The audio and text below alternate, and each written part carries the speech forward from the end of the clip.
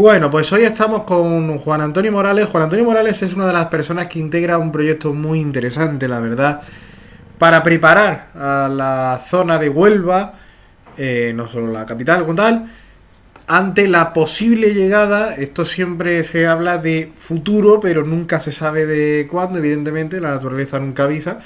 De una posible llegada de un tsunami. ¿Qué efectos tendría? ¿Cómo se puede prevenir que haya más daños de los que ha habido ya en otras épocas de la historia? Y vamos a hablar con él sobre este proyecto. Él es profesor del Departamento de Ciencias de la Tierra en la Universidad de Huelva. De hecho, allí está ahora mismo. Juan Antonio, ¿qué tal? ¿Cómo estás? ¿Qué tal? Buenas, pues ya no sé si es buenos días o buenas tardes. La hora que tú quieras. Bueno, ¿cómo empieza este proyecto? ¿Cómo llegáis a la conclusión de que era necesario? Bueno, pues la verdad es que esto es una guerra, personalmente para mí es una guerra que llevo ya hace más de 15 años, porque yo trabajo en la ría de Huelva, trabajo con sondeos de sedimento y empezaron a aparecerme registros que eh, podrían ser interpretados como registros de tsunami. Cuando fue el tsunami de Indonesia, pues algunos franceses en este caso publicaron artículos de cuáles habían sido los depósitos de tsunami que se habían sedimentado en las piscinas de los hoteles de Indonesia. Y es que entonces me di cuenta de que los sedimentos que se habían quedado en las piscinas de los hoteles de Indonesia eran igualitos que aquellos que yo había descubierto en la ría de Huelva. Bueno, digo yo porque estoy hablando yo, pero vamos, realmente fuimos en aquel entonces un equipo de colaboradores los que estábamos trabajando en esto y los que nos dimos cuenta. Inmediatamente publicamos un artículo en el Quaternary Science Review en aquellos momentos y porque empezamos a datar esos depósitos que eran atribuibles a tsunamita y nos dimos cuenta de que cada uno de ellos tenía una edad que era equivalente a un tsunami que estaba documentado históricamente. No solamente el tsunami de 1755, que es el más reciente, sino que anteriormente había habido otros tsunamis que estaban, de los cuales habían afectado a la costa, había habido gente que había escrito sobre ellos y se sabía cuáles habían sido sus efectos y demás. Tsunami entre ellos 1531, tsunami como el de época medieval, en época nazarí, cuando estaba el asentamiento, una ciudad que en Isla Salté, que se llamaba Saltish, eh, eh, como el tsunami ocurrido en el año 881 o como el del 395 en época finis-romana, que destruyó la ciudad de Baelo Claudia. Es decir, todos esos están representados en la ría de Huelva. Entonces, con eso comprobamos que lo que nosotros teníamos entre manos eran depósitos de tsunami, iguales que aquellos que habían quedado en las piscinas de Indonesia, y a partir de ahí decidimos hacer sondeos más profundos y comprobar si había depósitos iguales para tsunamis de épocas prehistóricas de las cuales nadie había hablado. Y nos dimos cuenta que sí, que había al menos 14, contando con los 5 que he comunicado anteriormente, había otros 9 de épocas anteriores, con lo cual eso quiere decir que hay una recurrencia de los fenómenos de tsunami en las costas del Golfo de Cádiz. Luego, otros trabajos posteriores nos hicieron correlacionar estos datos de la ría de Huelva con datos aparecidos de depósitos similares aparecidos en Doñana, con datos que otros colegas habían publicado en la costa de Portugal, en el norte de Marruecos, en la bahía de Cádiz, en definitiva, que al final nos hemos dado cuenta de que estos registros están por todas partes y eso fue lo que me hizo concienciarme de que había que alertar a la ciudadanía sobre esta posibilidad y sobre todo a las autoridades que hicieran un plan. Y de ahí nace todo. ¿Y qué zonas estarían afectadas en caso de un posible tsunami?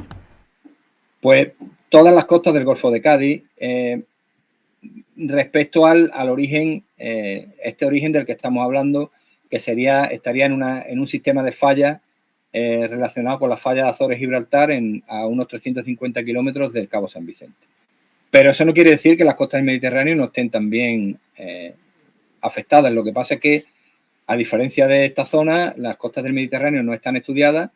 Se sabe que allí ha habido algunos, hay bloques de bastantes toneladas subidos encima de acantilados, bloques imbricados, eso quiere decir que ha habido.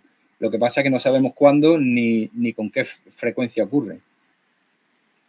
Es decir, que aquí todas las zonas costeras serían susceptibles de ser afectadas. ¿Y en qué momento las autoridades de la Diputación, hablabas, deciden, bueno, tenemos que actuar, tenemos que ir con este plan? ¿En qué momento se comienza a trabajar con las administraciones? Bueno, yo, como te digo, hace 15 años que empecé a dar la lata. Sale el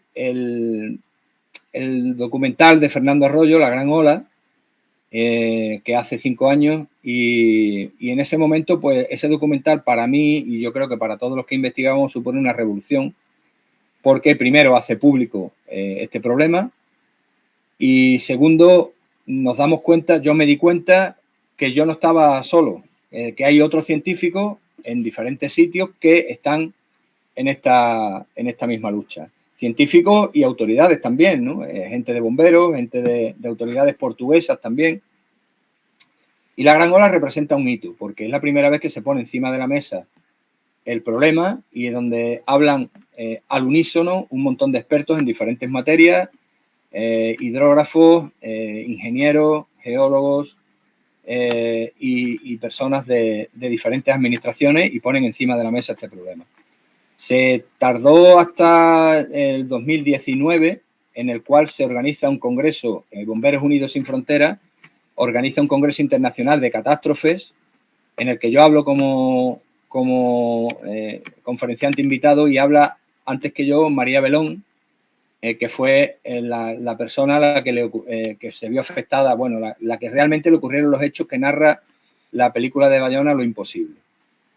Y entonces, pues allí delante estaban muchas autoridades, estaba el alcalde de Huelva, estaban los jefes de bomberos, estaban los jefes de protección civil, y entonces parece como que ese mensaje les llega, ¿no? Y a partir de ahí, a iniciativa de Bomberos Unidos Sin Fronteras, se empieza a formar el Plan Huelva.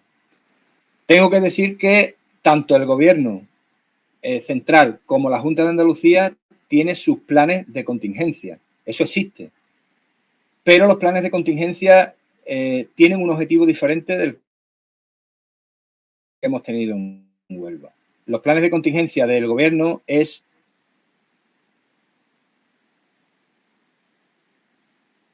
para después de la emergencia. Y la Junta de Andalucía, sus competencias, en este caso el servicio de 112, sus competencias las tiene en la coordinación de la emergencia.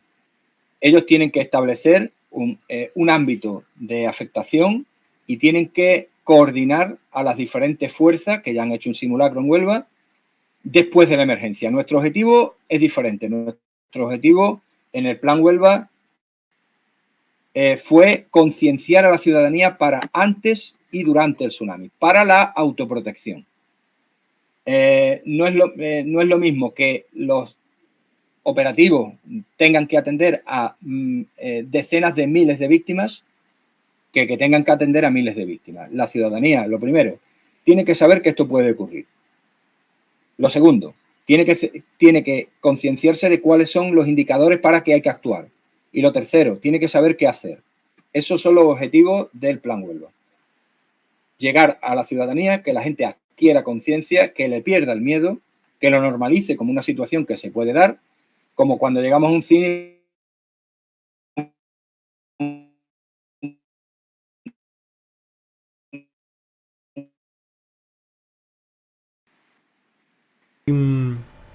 Precisamente hablas de que hay que estar preparado. ¿Huelva tiene conciencia de lo que puede pasar? ¿La zona del Golfo de Cádiz tiene conciencia de lo que puede llegar a pasar en algún momento? Cada vez más. Yo creo que cada vez más. Si nosotros le preguntáramos a la gente por la calle hace 5 años, nadie sabía de lo que estábamos hablando. María Belón hizo la experiencia cuando fue al Congreso Internacional de Catástrofes de hacerse pasar por periodista y preguntar a la gente en la calle. No hace mucho también en un medio de comunicación estuvimos por la calle preguntando a la gente, y la gente sabe que puede ocurrir, pero no sabe qué hay que hacer. Hay una diferencia. Antes no sabían que podía ocurrir. Antes todo el mundo le preguntaba y decía, ¡uy, qué miedo! Y ahora la gente sabe que puede ocurrir, lo que pasa es que no sabe qué hay que hacer y no sabe cuándo hacerlo. Entonces, eso es lo que pretende el Plan Huelva, llegar al mayor número posible de personas, que todo el mundo sepa que esto puede ocurrir, que todo el mundo sepa que en Huelva hay una serie de zonas seguras. Este plan es solo para la ciudad de Huelva. Tengo que decir que aunque este plan es solo para la ciudad de Huelva, ya hay localidades costeras como Punta Umbría, Lepe, Ayamonte, Isla Cristina, que están haciendo el suyo. Han empezado ya, o por ejemplo en Cádiz, Chipiona, están haciendo el suyo. Se trata de establecer y señalizar zonas seguras, puntos de encuentro que tienen que estar previamente establecidos por los familiares. Yo tengo que saber a qué punto de encuentro me tengo que ir para encontrarme allí con mi familia. Eso lo tengo que tener hablado desde a priori. Y la gente tiene que saber que no tiene que ir a buscar a su familia, sino que tiene que ir a los puntos de encuentro que van a estar en un lugar seguro y allí se encontrará con su familia. Y después hay establecidos los puntos de operación, es decir, de las autoridades responsables que se van a hacer cargo de la emergencia. Entonces, evidentemente, las autoridades responsables, cuando esto ocurra, irán a los puntos, mandarán efectivos a los puntos de encuentro para hacer un listado de la gente que hay en los puntos de encuentro y después ponerlo a disposición para que cada uno pueda buscar a su... por si alguna persona no se ha podido trasladar al punto de encuentro que habían previamente acordado, pues que la gente llegue y pregunte y sepan en qué punto de encuentro se pueden encontrar sus familiares. Básicamente eso es. Se señalizará la zona segura, se señalizarán las vías de escape. Hay una aplicación que ya existe, que ya la gente se la puede descargar en su móvil, donde te dice dónde estás y cuál es la zona de llegada más rápida a la zona de seguridad y a los puntos de encuentro, y las calles estarán señalizadas con las vías de escape, la zona segura y los puntos de encuentro estarán señalizados incluso con sus nombres como las paradas de autobús. Hay unos vídeos también, en los que se explica, hay dos versiones de vídeo, uno para chavales más o menos pequeños y otro para personas mayores, donde se explica cuál es el riesgo, cuándo hay que actuar y qué hay que hacer.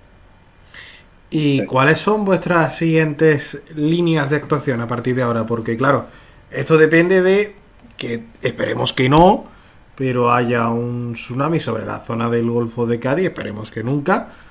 Pero, ¿cuáles son vuestras líneas de actuación a partir de ahora? Bueno, nunca es lo que nos gustaría, pero eso no va a ser posible. Ocurren cuando ocurren. Sabemos que ha ocurrido 14 veces en esta costa, sabemos que va a haber una número 15, lo que no sabemos es cuándo. Puede ser mañana, ahí sí que esperemos que no. Puede ser dentro de 25 años o dentro de 50 o dentro de 200. No sabemos cuándo, pero sabemos que más tarde o más temprano va a haber uno. Hay que estar preparados desde el primer día, porque no sabemos si va a ser mañana. Entonces, las líneas de actuación, ahora mismo seguir con la señalización, hacer un buzoneo para que todos los buzones de Huelva reciban la información. Todos los vecinos de Huelva tienen que saber qué hacer. Y ahora, bueno, hablaremos, si quieres, del momento cuando iniciar el tema. Y nuestro sistema, yo ya, por ejemplo, ya estoy metido en las comisiones de los diferentes ayuntamientos para orientarlo y asesorarlo en cuanto a que se desarrollen los planes en otras localidades costeras de la provincia. En Cádiz hay otro grupo de expertos que está haciendo lo mismo ya para las localidades gaditanas y nuestra intención es que cuanto más gente lo sepa y cuanto más gente sepa qué hay que hacer y lo haga, pues más vidas se salvarán por autoprotección y menos gente tendrán que atender las autoridades. Precisamente lo comentabas tú, de cuándo se tiene que empezar a poner en marcha en caso de situación de emergencia, porque, por ejemplo, en Chile en 2010 lo que pasó fue que, un terremoto, para el que no lo sepa, 8,8 grados, uno de los más graves, si no el que más de la historia de Chile. Hubo una alerta de tsunami que rápidamente se dijo que no iba a pasar, pero el tsunami llegó. El tsunami a la hora más o menos del terremoto llegó. La gente no estaba alertada porque desde las autoridades se dijo que el tsunami no iba a haber, de hecho se quitó la alerta de tsunami. y mucha gente murió por esta por esa falla en los mecanismos. ¿Cuándo se tiene que, en caso de emergencia, cuándo se pone en marcha el plan? Bueno, verás, la problemática de la emergencia de los tsunamis es varia y no vale lo mismo para todos los lugares. No es lo mismo el Pacífico que el Índico o que el Atlántico. En el caso de Huelva, la zona de origen de los tsunamis está muy localizada y está muy cerca de la costa. En el caso de Huelva y de Cádiz también. Y evidentemente de Portugal, del sur de Portugal, todavía más cerca. La cuestión ahí es que el foco sísmico está tan cerca de la costa que en la costa siempre vamos a sentir el terremoto. Por lo tanto, el propio terremoto es lo que nos sirve de alerta. No pasa como en el Índico, por ejemplo, que el terremoto se produjo en Indonesia y el tsunami llegó a Madagascar. Y en Madagascar nadie se había enterado que había habido un terremoto. O a la costa de la India. Y en la India nadie había sentido el terremoto. En esos sitios donde hay océanos abiertos y donde el foco sísmico está muy lejos de la costa, hace falta un sistema de alerta, hace falta un sistema de boyas de detección temprana y de sirenas, por así decirlo, para alertar. Aquí no hace falta. Aquí el propio terremoto nos tiene que servir de alerta. Si la ciudadanía siente alguna vez un terremoto que dura minutos, no segundos, minutos, que no es que lo siente y diga, ay, me he dado cuenta que hay un terremoto. No, no, no, no. Es que el terremoto no es que se sienta, es que ese terremoto no te va a dejar estar de pie, te va a tirar al suelo. Es un terremoto que vamos a ver que si estamos fuera en la calle se van a caer los elementos de la fachada. Va a haber fachadas que se caigan, va a haber edificios que se rajen. Un terremoto que no es que se caigan los muebles, si estamos en el interior no es que se caigan las cosas que están puestas en los muebles, no, es que se caen los muebles. Ese terremoto tan grave que nos va a parecer eterno, porque un terremoto que dure minutos, el terremoto de Lisboa se estima que duró más de 2 minutos, eso es eterno, eso lo va a sentir todo el mundo. Un terremoto así de grave probablemente traiga detrás un tsunami. Entonces, si estamos en zonas bajas, hay que buscar la zona alta más próxima que tengamos. Si hay, por ejemplo, una zona natural que tiene una montaña, una zona elevada, natural, aquí en Huelva le llamamos los cabezos, acantilados, arriba, rápido. Tenemos en la zona costera, las localidades costeras abiertas como Punta Umbría y Isla Cristina, hay como media hora para reaccionar desde el terremoto hasta que llega el tsunami. En Huelva tenemos un poco más porque el tsunami tiene que remontar la ría. Tiene que entrar por el valle y remontar y ahí se tira un cuarto de hora más. Entonces, en Huelva tendríamos como 45 o 50 minutos. Si eso ocurre, hay que buscar las zonas altas cuanto antes. No hay que esperarse a que el mar se retire porque ahí ya tendríamos 20 minutos menos. Entonces, hay que buscar la zona alta cuanto antes. Si estamos en una localidad que no tiene la fortuna de tener una zona natural elevada a la que se pueda uno subir, pues en los edificios que hayan resistido el terremoto, más altos que haya, pues ahí hay que ir. Realmente las autoridades tienen que antes encargar estudios que determinen cuáles de los edificios son seguros y cuáles van a soportar la sobrecarga de peso humano que se les va a venir encima. Eso habría que hacerlo antes. Pero se hará. Es decir, las localidades costeras tendrán que hacerlo, pero se hará. Y la gente tiene que saberlo, la gente tiene que saber, pero en términos generales, la gente lo que tiene que entender es que si hay un terremoto de una magnitud tremenda que no te deja estar de pie, tiene que ir rápidamente a la zona más alta y lo más rápido que puede.